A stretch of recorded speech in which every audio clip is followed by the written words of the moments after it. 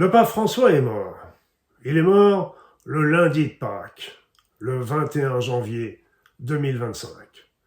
Le lundi de Pâques est un jour de fête, un jour de lumière, un jour où les chrétiens fêtent la résurrection de Jésus-Christ, un jour où on se réunit entre amis, en famille, pour fêter, pour la joie, pour le bonheur. C'est pour ça que la mort du pape François à cette période n'est pas forcément la signe de quelque chose de négatif. Ça peut être au contraire l'inauguration d'une nouvelle ère, comme je vais vous l'expliquer dans un instant. Alors avec la décès du pape François, elles sont ressorties les prophéties de Saint Malachie.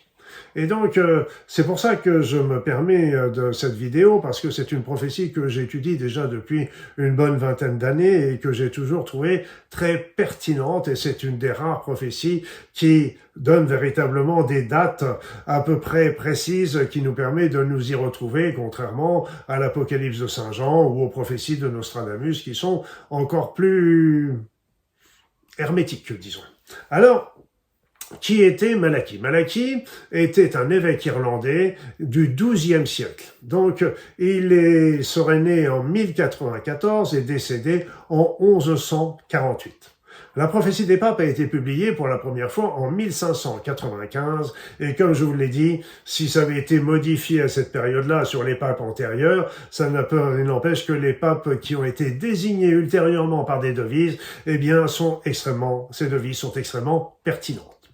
Alors, à l'époque de Saint Malachie, régnait sur le Vatican Célestin II. Il a régné sur le Vatican 2 ans, en 1143 et 1144. Et c'est ainsi que la première devise qui va inaugurer ces 111 devises, la première devise est consacrée à Célestin II. Alors, la prophétie des papes, comme je viens de vous le dire, est constituée de 111 devises. Ces devises, chaque devise est formée de 2, voire 3 mots latins. Elles ont été placées par ordre chronologique d'arrivée des papes les unes après les autres, et comme il est facile de retrouver certaines analogies entre la devise et le pape, ça nous permet de bien suivre cette évolution chronologique. Donc Célestin II était le premier, il y en a eu 110 qui ont suivi, peut-être une 111e, comme on va en parler dans un instant. Et après, plus rien. Plus rien, rien n'est dit, rien n'est expliqué. Certains ont considéré que c'était la fin, la destruction, le jugement dernier, l'apocalypse, mais encore faudrait-il s'entendre sur le sens du mot apocalypse, comme nous allons le voir. Alors, revenons tout doucement, nous reviendrons sur ces petits points, ces différents points ultérieurement, c'est évident. Donc, si certaines devises demeurent hermétiques, eh bien, il y en a d'autres qui sont assez évidentes. Je vais vous en donner quelques-unes, mais il y en a beaucoup d'autres qui sont pertinentes. Il y en a une, c'est Rosa Umbriae, la rose de l'Ombrie. Or, Clément VII, qui a été pape en 1758 à 1769, a exercé en Ombrie, dans donc c'est la région italienne, et dont l'emblème était la rose de l'Ombrie. Il y avait une autre qui était Aquila Rapax, donc l'aigle ravisseur. Ça correspondrait à Pie VII qui fut emprisonné par l'aigle impérial qui n'est autre que Napoléon Ier. Donc, l'aigle ravisseur. Après ça, il y en a une autre qui s'appelle Lumen in Cielo, donc la lumière dans le ciel. Ça pourrait correspondre à Léon XIII, qui appartenait à la famille des Pecci et dont les armes représentaient une comète dans un ciel d'azur. Il y a une autre qui est encore plus impressionnante, c'est Religio Depopulata. Donc, la religion dévastée, la religion dépeuplée. Donc, ça correspondrait à Benoît XV, qui fut pape de 1914 à 1922.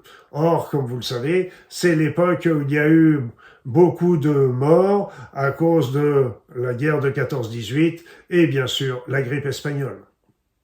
Et encore plus près de nous, il y avait Jean-Paul Ier, qui correspondrait à De Mediate Lunae, de la demi-lune. Or, déjà, Jean-Paul Ier, oui, serait né dans une ville tout près de Belluno. Luno, la lune. Dont son règne dura environ 33 jours et il est mort à peu près au milieu d'un mois lunaire. Or, Après ça, on se dit, ok, continuons. Et Benoît XVI, lui, Benoît XVI correspondrait à la 111e devise. La 111e devise et qui s'appelait Gloria Olivier, la gloire de l'olivier, à laquelle il est possible d'attribuer plusieurs sens. Le plus simple, à mon sens, le plus évident, c'est que Benoît, eh bien, correspond évidemment à Saint Benoît qui a fondé l'ordre des Bénédictins au VIe siècle, et or l'Olivier incarne la vocation bénédictine, avec une vie stable, avec une vie silencieuse, féconde, rayonnante de paix. Donc c'est pour ça que cela pourrait très bien correspondre. Certains ont rapproché cette devise à un texte de l'Apocalypse de Saint Jean. Attention, là ça devient plus nébuleux. Alors, ce texte de Saint Jean évoque la prédication des deux témoins, avec l'apparition du 6e archange. Donc, or, ces deux témoins sont désignés sous le nom curieux d'Olivier. Il est intéressant de savoir aussi que dans ce texte, le 7e archange ou 7e ange est le dernier ange avant l'Apocalypse qui annonce la fin du monde et le jugement dernier. Pas joyeux tout ça. Bon, revenons un petit peu à notre chronologie et à notre prophétie de Saint Malachie. Quoi qu'il en soit, d'après la chronologie de Saint Malachie, Benoît XVI porterait la dernière devise. Ce serait donc le dernier pape. Mais alors, qu'est-ce qui s'est passé avec Benoît XVI? Eh bien, Benoît XVI, comme vous le savez, il a démissionné. Déjà, moi, ça m'a chatouillé qu'il ait démissionné, parce que je comprends pas, parce que si on s'en réfère à la religion chrétienne, Benoît le pape est désigné par le divin, c'est le divin qui le nomme. Et donc, comment se pourrait-il que le divin, un beau jour, lui dise, toi, mon vieux, je te donne plus d'énergie, t'es fatigué, t'as qu'à prendre ta retraite. Ça ne fonctionne pas. Je ne comprends pas comment le divin pourrait lâcher quelqu'un qu'il a nommé lui-même et lui dire, t'es fatigué, va, et t'as plus la force de faire le pontificat, etc. Ça me paraît pas logique. Et je pense que la cause de la démission de Benoît XVI, il faudrait peut-être la chercher ailleurs que dans simplement un état de fatigue chronique. Quoi qu'il en soit, il y a des petits trucs qui sont intéressants à vérifier, à noter. C'est que la démission de Benoît XVI a été annoncée le 11 février. Le 11 février, soit 11-2. 11-2, ça fait 112. 112, ça pourrait correspondre à la 112e devise dont on va parler dans un instant, qui correspond à la devise de Pierre le Romain. Plus fort encore, et la démission a été effective le 28 janvier 2013. Or, ce jour-là, ce n'est autre que la fête des Saints Romains, la fête des Romains. Donc, c'est intéressant quand on voit tous ces signes. Et moi, je pense que le Vatican est très forte pour faire ce genre de devise, de coïncidence, de synchronicité pour ceux qui savent voir. Donc, mais alors, on peut dire, mais François, lui, il n'est pas dans la liste, le pape François, il n'est pas dans la liste des 111 papes. Comment ça se fait-il? Lui, il a été pape, mais il n'est pas dans la liste des 111 papes, et pourtant il y a été. Alors, on peut se dire aussi que le pape François n'a pas été pape au sens canonique du terme. En fait, il a été nommé comme pape intérimaire. Il était le pape intérimaire qui allait remplacer Benoît XVI. Et théoriquement, à la mort de Benoît XVI, il aurait dû y avoir une véritable élection d'un nouveau pape, donc sans doute de François. Mais ça n'empêche que canoniquement, il n'aurait pas été véritablement élu pape. Je ne suis pas un spécialiste des droits canons, mais ça m'a été souvent rapporté.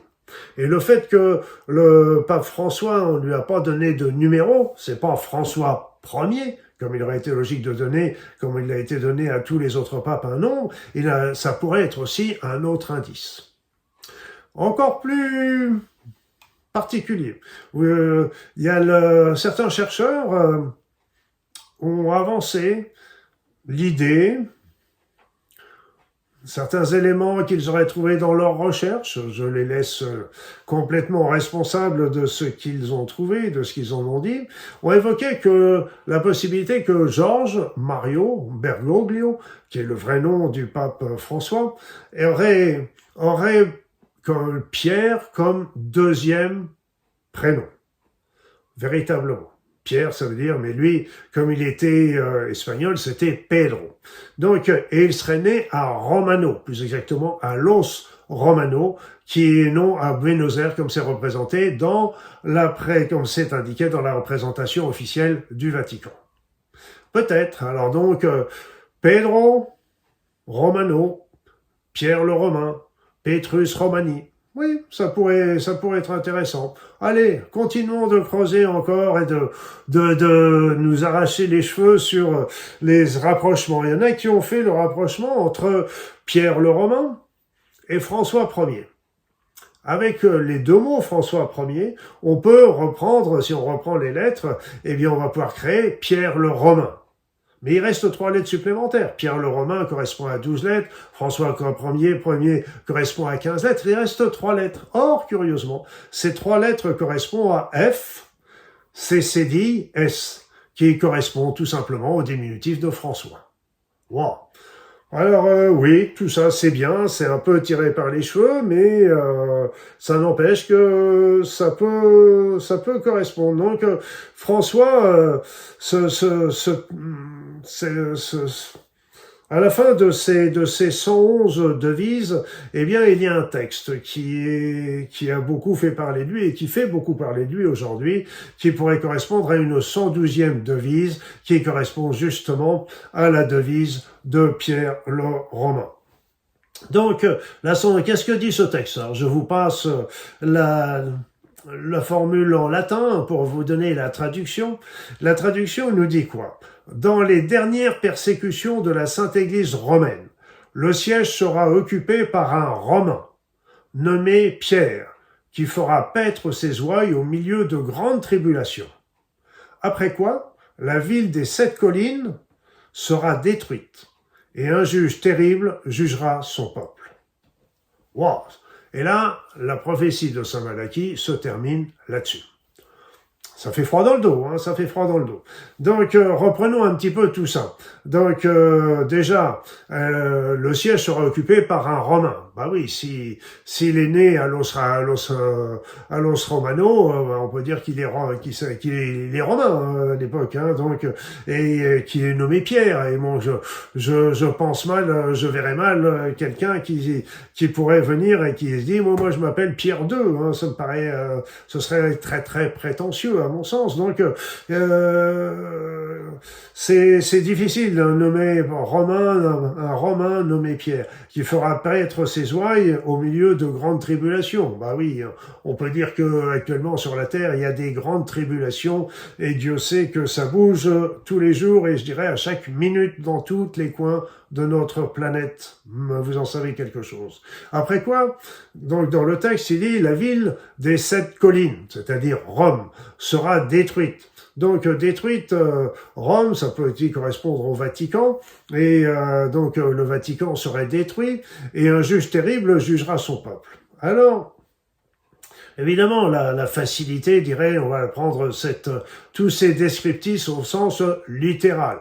La bombe va tomber sur Rome, ça va exploser, tout le monde va mourir, et puis après ça, ceux qui survivront, ils vont passer au jugement dernier. Tout ça, c'est un peu simpliste. On peut regarder ça aussi sous un autre angle, c'est que, oui, le Vatican, plutôt que parler de la ville des 7 collines, on peut parler plus du Vatican, que peut-être que le Vatican, tel que nous le connaissons, va vaciller, va être détruit dans le sens positif du terme. On va y revenir dans un instant. En ce sens que tout ce qu'on a connu jusqu'à présent de la chrétienté, etc., peut être transcendé, transformé, effacé, non pas détruite, non pas disparaître, mais au contraire renaître de ses cendres, mais renaître de ses cendres d'une manière épurée, d'une manière comme pouvaient l'être les premières religions chrétiennes dans les premiers siècles de notre ère. Donc peut-être qu'on pourrait voir plutôt que le Vatican sera détruit dans le sens symbolique du terme et qu'en fait une nouvelle ère va apparaître. Et évidemment, ceux qui nous ont menti, comme c'est probable, c'est qu'à ce moment-là, eux passeront certainement un sale quart d'heure en leur demandant des comptes, pourquoi ils ont insisté comme ça à enfoncer les personnes dans le mensonge, alors que le message christique est tellement beau qu'il se suffit à lui-même. C'est pour ça que je pense sincèrement qu'il va y avoir un nouveau pape qui va être élu.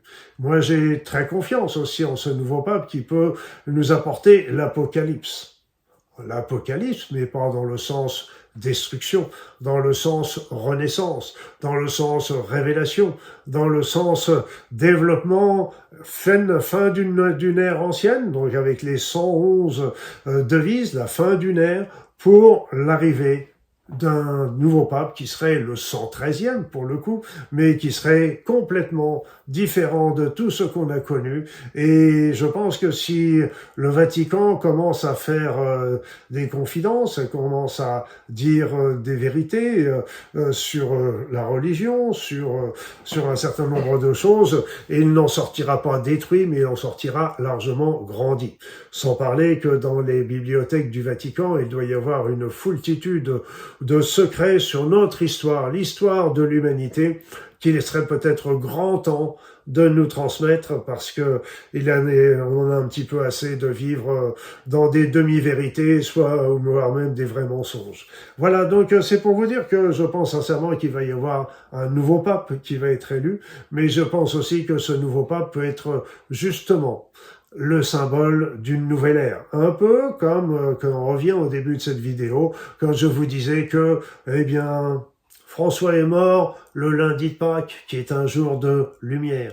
Donc ça peut inaugurer justement la lumière qui va renaître, mais tel le phénix de ses cendres, peut-être que le Vatican tel qu'on le connaît, je parle de l'Église tel qu'on la connaît, va peut-être vaciller sur ses bases, va peut-être avoir des éléments qui vont tomber, mais il va y avoir quelque chose de plus beau, plus grand, plus lumineux et plus divin qui va apparaître.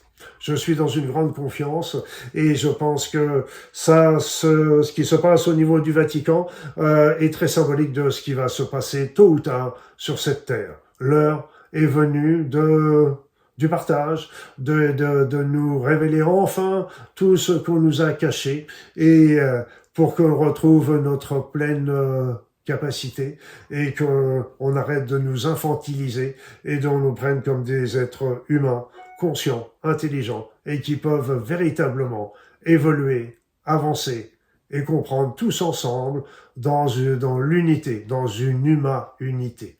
Voilà mes amis, ce que je voulais vous dire sur cette prophétie de Saint Malachie que nous pouvons justement voir sous un angle beaucoup plus positif que ce qui est développé habituellement.